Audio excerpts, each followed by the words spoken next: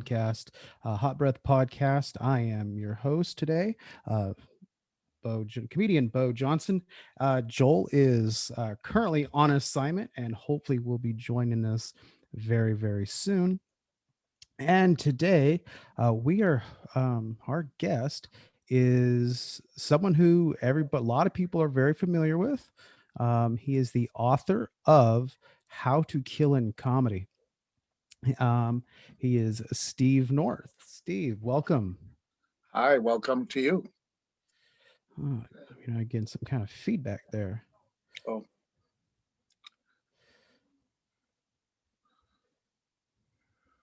Zoom.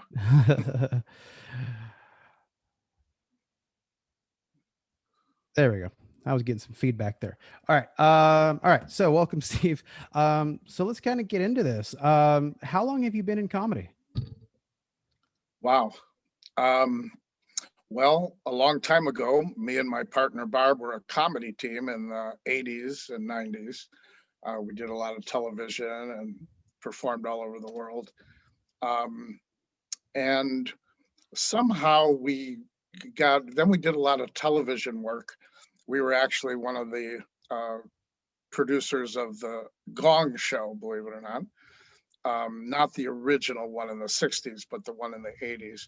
And we got used more and more to coach the hosts of shows, of TV shows. And that's how I started developing this character thing uh, that basically my book and everything else is based on the comedic character method, or persona is a word that more people understand.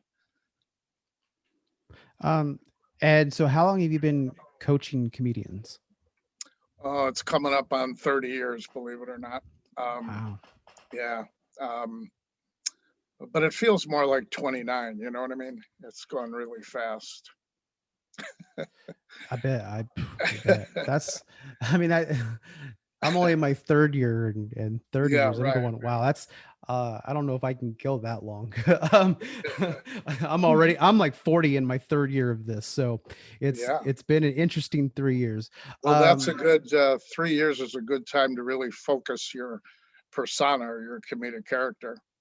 right, right. Believe me, I've had people that come to me that have been doing stand up for a really long time, and it's like they pull up in front of my house with this trailer with thousands of pieces of furniture and 7 truckloads, and none of it's in character. And then I'm supposed to somehow get all their stuff in character. So it's better that you start with this in the second or third year, Right. which I guess brings up one of the premises, which is that I see a huge difference between being a comic and being a comedian.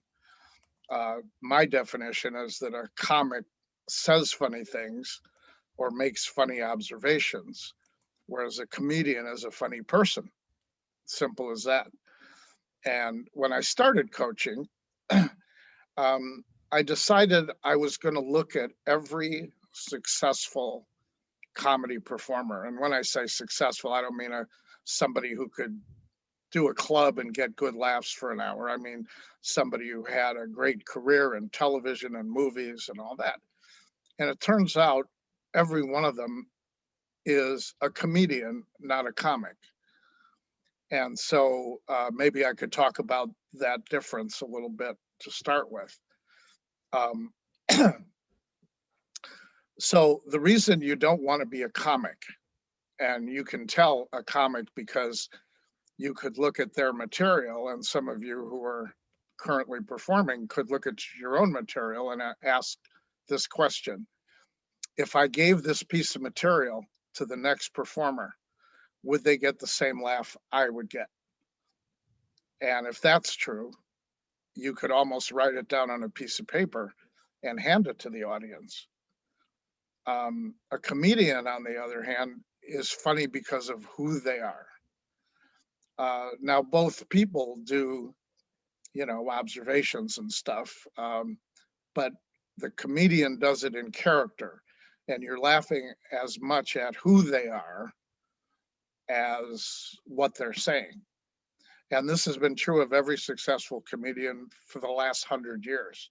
So I don't teach people to be comics. I force them to get into their character. I guess this is my book, which you mentioned.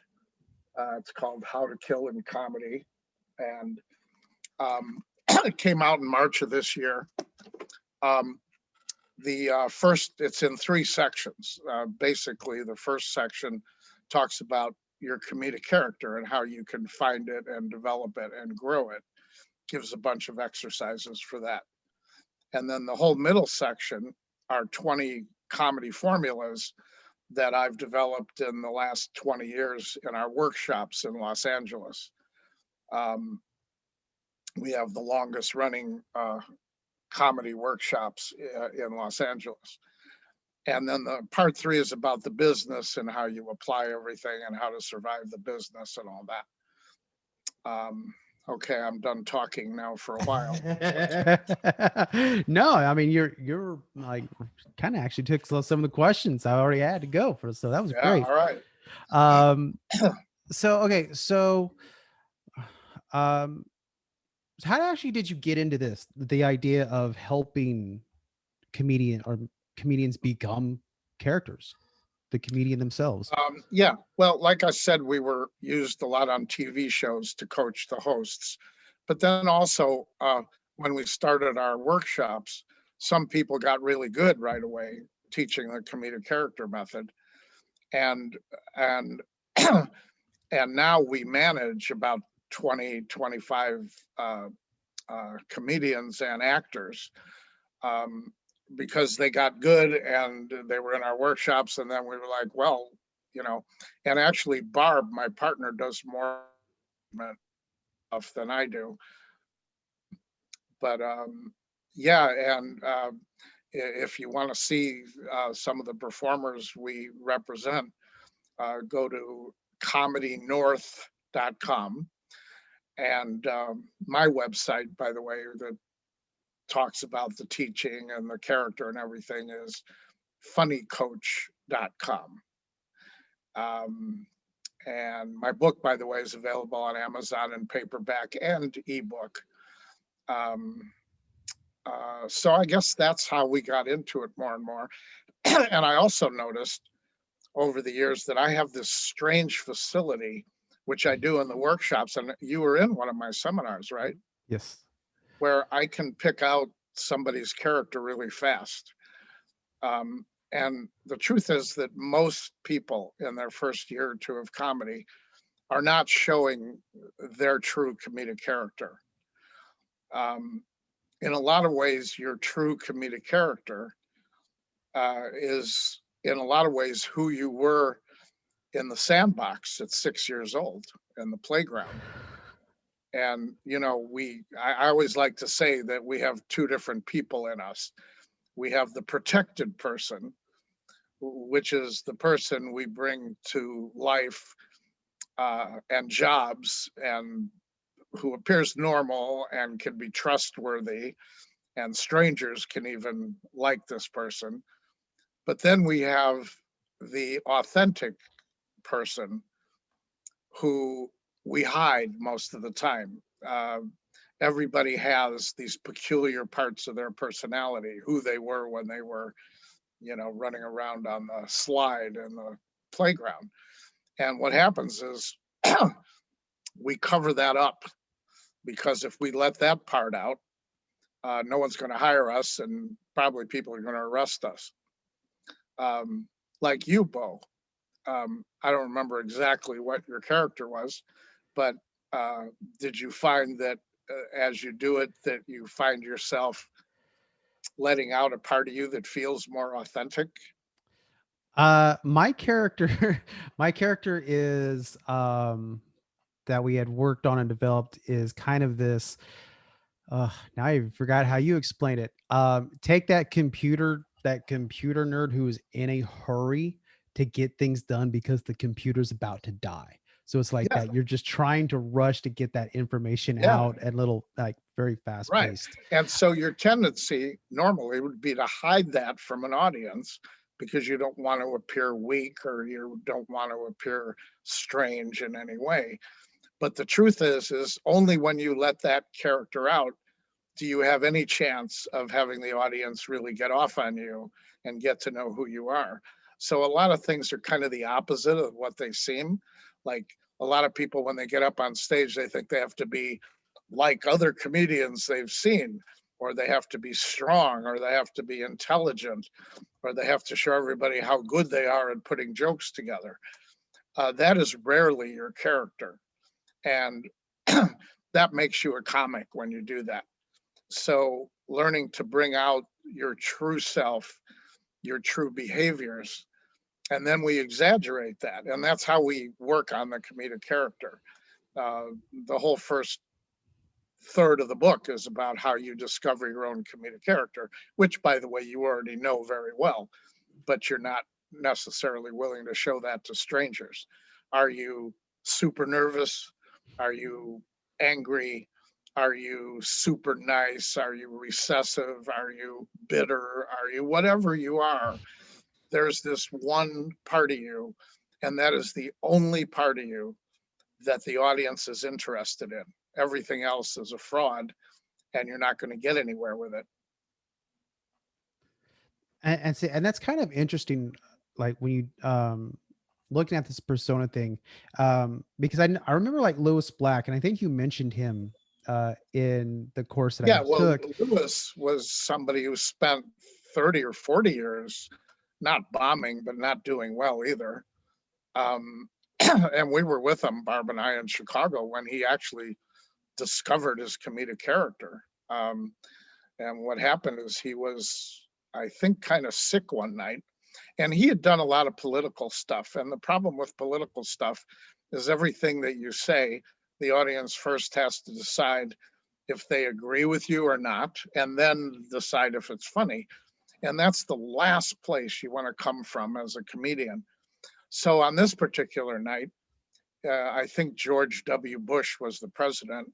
Instead of doing his normal analysis of what was wrong with George W. Bush, he suddenly found himself going, and George W., when he talked, it hurts my head. My head hurts. I can't hear. My head hurt. And he noticed that everybody in the audience started laughing, whether they were Republicans or Democrats or whatever.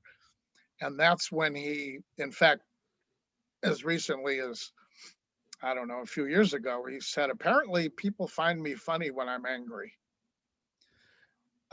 And yet, if you go back earlier in his life, you'd find out that that's who he was before he covered that up with his politically correct and incorrect and intellectual stuff. And nobody can argue with you when you're showing a true part of yourself.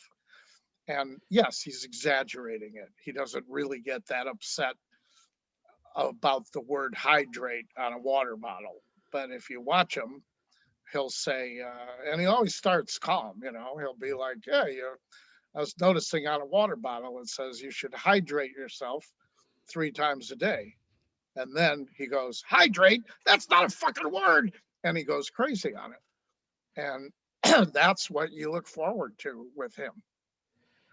Yeah, I mean, I remember Somebody like else that went for a long time was our friend George Carlin, who we shot a couple of movies with and we hung out with. And he, as great as he was in his early career, this was at the Aspen Comedy Festival in about 2000. He looked at us, he said, you know what I realized? I'm not in my own act. So he was a very successful comic up until then. But once he got his character, the guy that is too angry about stuff that you're laughing that he's angry about, like we need to kill women with 2 last names, you just gotta laugh. But once he got that sort of formula about his character, he was then able to come up with like 6 or 8 hours of HBO specials because he got his character's thing. And the character, you got to remember, you're not ever going to really show people your whole self when you're up on stage. We're not interested in about 75% of your personality or your any of your stuff. What we're interested in is that one part of you that is uniquely you. And for George, it was it was that part of him that gets angry at things, sometimes small, sometimes big, but always too angry. Angry at words, angry at, anything. Um, and a lot of people, when they start comedy, they kind of try to play it safe. And well, I'm a little bip like Anthony Jeselnik. I'm a little bit like so and so. And until you show us who you really are and exaggerate it, you're not wasting your time, but you're not going to get anywhere. So maybe this would be a good time to talk about comedic character for a minute. So when I studied all these parts, all these comedians that have been successful over the last years, I find that every single successful comedy performer has 4 parts to their comedic character. And that's how I teach comedic character. And part 1, and you don't have a comedic character without part 1. Part 1 is called flaw, FLAW. What is wrong with you? Or what is too much about you? You have to have that. Otherwise, you don't have anything generating your comedy. A lot of people, when they start comedy, they're, well, what should I do? Jokes about my apartment? Should I talk about the elevators? Should I talk about whatever? They're saying to themselves the wrong thing. It's not what you talk about, it's where you come from. It's what is your main issue? I mean, look at the simplest successful comedians all the way back to, do you remember Rodney Dangerfield? Hmm. Okay, there's the simplest comedy character. His flaw is that he's obnoxious. And everything came from that. Okay, so part 1 is called flaw. Part 2 is equally important, and it's called the blind spot. Without the blind spot, you also are not going to get laughs because let's take Anthony Jeselnik. His flaw is that he's insulting and insensitive, but his blind spot is that he thinks that he's charming. Because if Anthony Jeselnik started every joke with, now I know I shouldn't have done this, it was really bad and insensitive of me, and then tell you what he did, you wouldn't laugh, because if someone is aware of what's wrong with them, your reaction then is, well, get help, or, stop doing the behavior. It's only when we realize that the character has this blind spot, that he doesn't understand what he's doing, that Anthony Jeselnik keeps thinking he's telling us stuff that's going to convince us that he's charming or sensitive. And then in the punchline, we hear that he wasn't, you know, um, somebody asked me if I look fat in these jeans, and I think I really helped them. I said, you not only look fat in those jeans, you look fat in your shirt and your shoes too.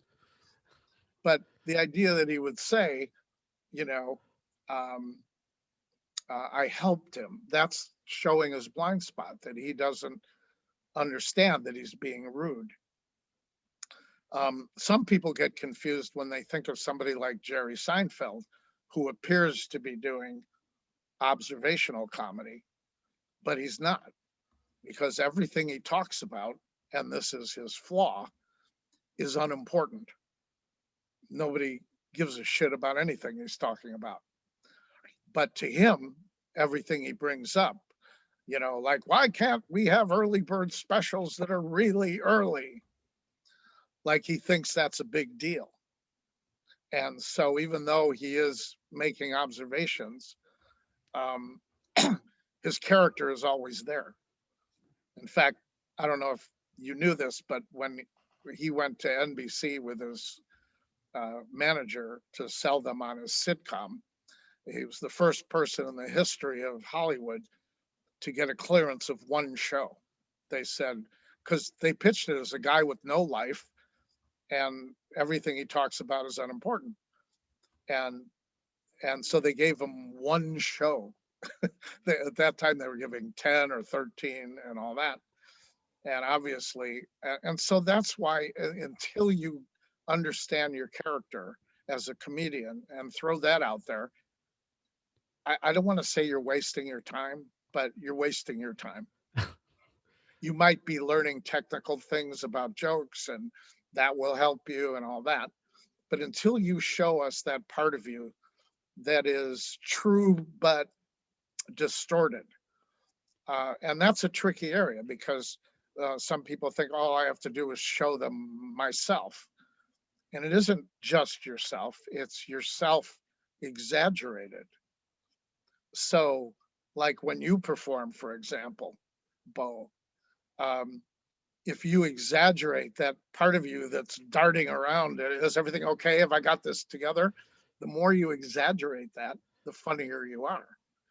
Now, you might even exaggerate it to the point that you're not doing that in real life, but that's what a character is on stage. And when I say character, don't get confused between a character and a caricature. Your character is who you really are, exaggerated. It's not a, and also, you don't have a choice who your comedic character is. It's not like you can pick it out like clothing off of a rack. There's only one zone that you, Bo, are funny in. And that's when your attitude is kind of frenetic and looking around and, okay, I'm on top of this, right? I got this, right? So anyway, part one is flaw. Part two is blind spot. And blind spot generates part three and part four. Part three is just the word attitude. Let's just go back to the classic Anthony Jeselnik. If his blind spot is that he thinks he's charming, then his attitude has to be charming. It's like an equation. Like he did believe respect, and yet he's not getting it, then his attitude has to be frustrated. Now you laugh, or you used to laugh when he would go, I tell you, I don't get any respect. But that's frustration coming out of him. That's not, if he went, I don't get any respect, you wouldn't laugh. Even if he was sad, you wouldn't laugh. If he was like, I tell you, I just can't get any respect, again, you wouldn't laugh. It's only when you see the frustration that you realize he doesn't get it. He doesn't understand that he's obnoxious. And that frees you, the audience, to simply laugh at them. Just like when, Lewis Black started going, my head hurts. That frees you to laugh because it's no longer do I agree with you. You're just hearing the truth through the character. Okay, so that's part three is attitude. Part four is interesting. Usually in the seminar you did, we probably didn't even get to attitude and part four, which is agenda. They're all based on the blind spot. So agenda, more than anything, determines what you're doing in front of that group of strangers. You're not trying to get laughs. Because of your blind spot, you don't think anything you're saying is funny. And that's another thing. If you're laughing at your own jokes, hang it up or stop doing that. Because a comedian that laughs at his own jokes, unless it's your character like Steve Martin was, like, you're not aware that things that you say are funny because you're on your agenda with the audience. So what does agenda mean? It basically means, what do you want the audience to say back to you? What are you trying to convince the audience of? So with the simple comedy characters, it's obvious. Rodney Dangerfield was trying to convince you that he deserves respect. Anthony Jeselnik is trying to convince you that he's charming.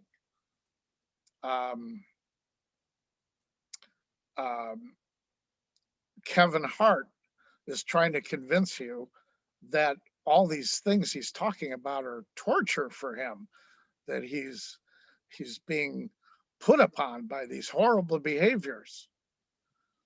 And so really picture in your mind famous comedians.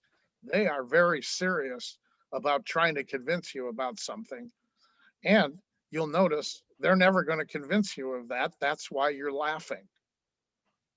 That's why you laugh at them, because they think this is true.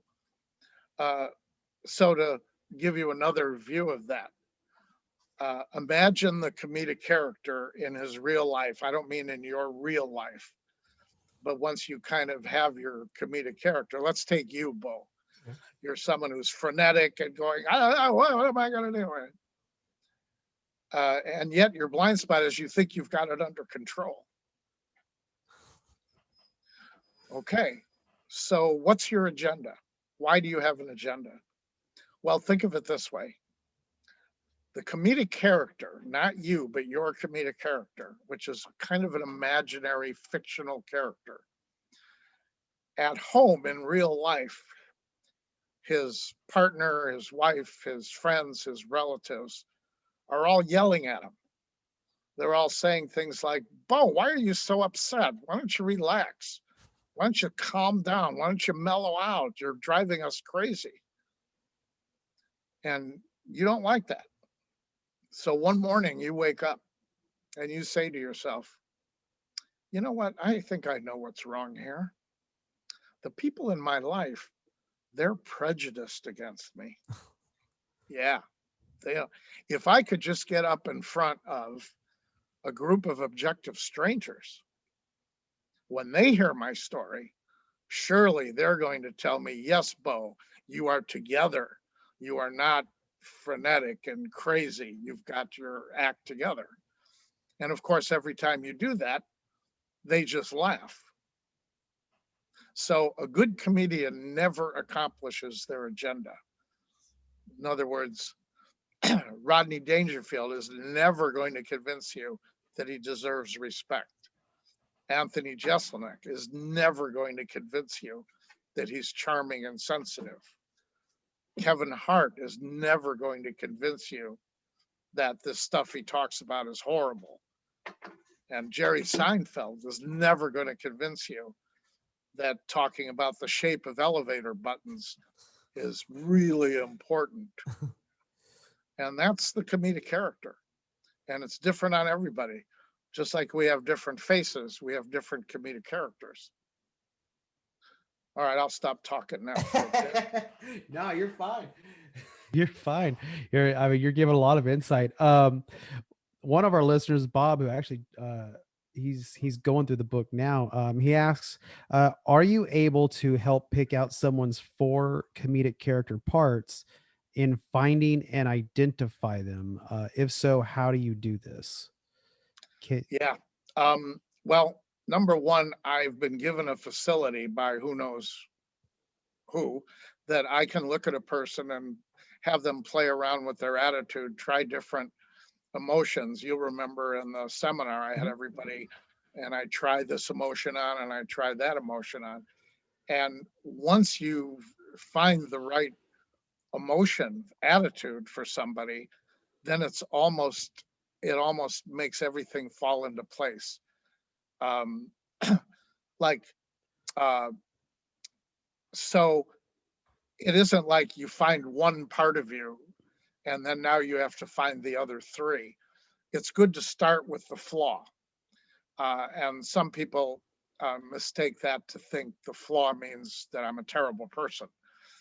The flaw of your character has to do with something you are too much of. Are you too excitable? Are you too unexciting? Are you too whatever? And you got to get in touch with that first. And I give a bunch of exercises in the first part of the book to discover that about yourself. And it's very simple. It's so obvious. All you have to do is ask your parents or somebody that's known you for a really long time, what are some behaviors of mine you would change if you could? Do you wish I was more this, or do you wish I would be not so much this? And I guarantee you that about 8 out of 10 things they tell you are your comedic character. But then just getting the flaw isn't enough. like for you, we'll keep using you as an example, Bo, because I so Yeah. you want to be undressed in front of everybody. No, I'm Um, fine. your original flaw is you're a control freak. You're Yes. trying to control everything. You're desperately trying to make things go where you want them to go. Yes. Okay, that means your blind spot would be the opposite of that. Your blind spot is that you think you're calm and reasonable and logical and that you're doing all this for a very good reason. Your attitude, of course, has to be because otherwise it's not funny. If you talk seriously, yeah, I've got things together. People are just going to believe you, but they have to see that you're like that. So then it's funny, everything you're saying. And so think of it this way. Once you have your flaw, all you have to do is almost pick the opposite, and that's your blind spot. Your blind spot determines your attitude and your agenda. So that's another thing to remember. I mean, this gets very complicated, but it's all very simple and inside of you. We only see the flaw in your punchlines. That's the only time we see the flaw in your punchlines. uh, all the other parts of stand up, a header, a lead in, a setup, all comes from through your blind spot, right? Right. Um, um, it's like um, I'm an easygoing guy, you know. Uh, I I wake up every day. I do the same thing. I brush my teeth. I put on my clothes. I check the hostages. I check my aunt's ropes and my grandfather's to make sure. So it's only in the punchlines we hear what's wrong with you. Every other part of your stand up has to seem like a normal person coming from your blind spot, you know? It takes a while to learn it. I mean, I have people that have been in my workshops for like literally 15 years because they're always working on developing their character. And by the way, um, I do have 3 workshops that are ongoing that you can be anywhere in the country and join. Um, I have a Thursday night workshop, which right now is full. It's 7 o'clock Pacific time and goes for like an hour and a half or 2 hours. Um, that's weekly. Then I have a Wednesday night workshop for those who are less committed but still want to be able to do it, and that's twice a month. Um, and that's only $98 plus you get a show. And then we're trying to start a Tuesday night workshop at Flappers, which is supposed to start March 9th, I think. No, March 4th, I'm sorry.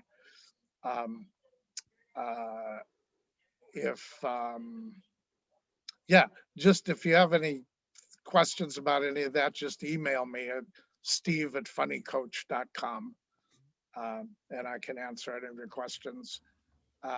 Steve@funnycoach.com. Again, that link is no. Okay. Well, I'll make sure it's posted. Bob actually he had another question. Of the 4 elements, is there one that's more important than the other, or do they all flow together? You need all of them to make it work, but the most important, something that you do not have a character without, is the word flaw, because then you don't have punchlines if your behavior isn't laughable.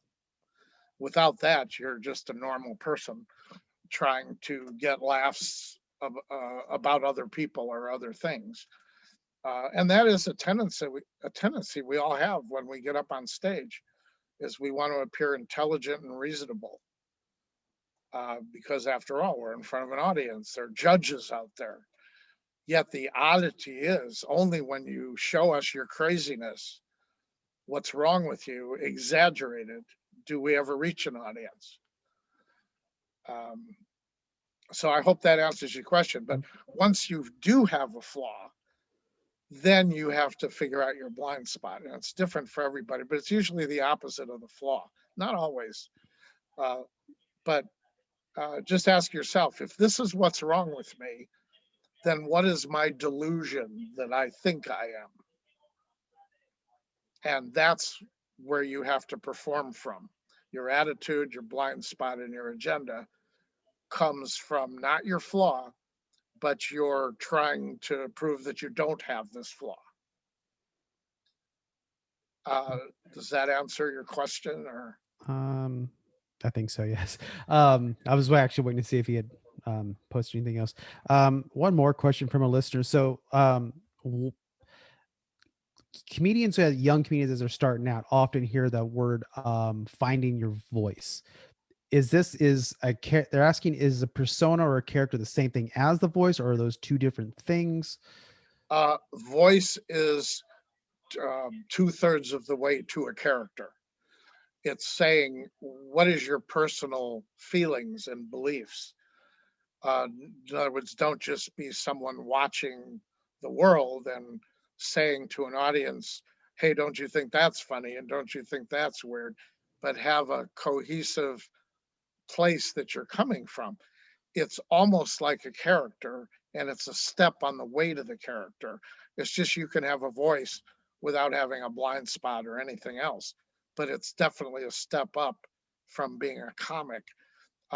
It's been nice over the last 20 or 30 years to see that uh, the sort of industry is starting to understand character a little bit. And voice is something that people use as a way of identifying this one performer who seems to be coming from a unique place. And sometimes it's from his character and sometimes it's not, but it's better than just being an observational person. Voice is on the way to being a character. And you could say that, you know, uh, Anthony Jeselnik's voice is, uh, someone who trying to show a charming guy, but it isn't quite to the character, but it's a step up. Um, and look, I've been around for a long time, and there were open mic nights 30 years ago that you would see the same shit. Out of every 10 performers, 8 of them would be either doing dirty words or observations. Hey, have you ever noticed the way this happened? Well, how come they don't that? And I'd like to see them, blah, blah, blah. And literally material that you could hand to the next performer and get the same laugh with. I would say over the last 10 years, people have made a lot of progress in starting to show their characters. But you got to go all the way with it, or it's like either you do it, or you're going to bang your balls on the top of the fence. Just you got to do it enough so that you get over the fence. Yeah, and I remember like Dave Chappelle even saying that the person you see on stage is the real me. That person on the street, that's not me, That's but right. that's Yeah, who I have to be. that's right. You walk around with like 30 parts of you, the nice person, but there's only one part of you that is your comedic character. Um, um, I do have another seminar coming up uh, to find your comedic character. I think it's just $25 or something at Flappers. And let me see what that date is. It's February. Uh, it's Sunday. Whoops. Where the heck is it? It's 20. This is the seminar that you took. Mhm. Oh, oh, damn it. I can't find it. Well, I'll find it before we say goodbye. Yeah. I know it's in there somewhere. Um, I'm embarrassed, but I can't remember the date. Don't worry, I'll get it. I'll find it and I'll post it up there with Okay, the thanks. video. Yeah, So one last. that's just a 2 hour, 3 hour thing where I find your character. Okay. And so and you have to sign up for that at Flappers. which is Flappers comedy dot flapperscomedy.com/classes, and you'll see the seminar. So okay, so one last thing before we go. So somebody's built this, they've gone through the book, they've built a character. Um how long how long, like, what is the best effort to give that character um timing wise? And if it's not working, is do they need to go back to the drawing board, and like do they need to reevaluate it? And Yeah, that's really tricky. I mean, that's one reason I have these workshops. um, because you can be just 10% off in your attitude or your blind spot, and all of a sudden it doesn't work. It's like I said, consider if, let's go back to Rodney Dangerfield again. Supposing instead of going, I tell you, I don't get any respect. Supposing he was going, I tell you, I really don't get any respect. His attitude is off, and that's enough to throw everything else off. So I would say be nice to yourself, give it time. But if you honestly throw your flaw out there with a blind spot, you will start getting response. And you might be a little off at first. Some people are naturally just close to their comedic characters, and it takes them a week or two and they're suddenly doing it. They don't know all the ins and outs of it, but they start getting that reaction back from the audience. Other people who are a little more hidden or covered, uh, or copying other comedians they've seen, it takes them a little longer. Some of us are more comfortable being vulnerable and showing what's wrong with us. But think of it this way: there is not one successful comedian who is not showing you what's wrong with him. Now just think about that a minute. Every single one of them is showing you what's wrong with him. And it's different for all of them. So that's what you have to do. And it may take some of you a few months of working on it. It may take some of you a day, and you go, oh, yeah, that's me. I'll do that. Just everybody's different. If you already have an act that you're used to doing and you want to start getting your character in it, you have to go slow. I'm sorry, I didn't create the world.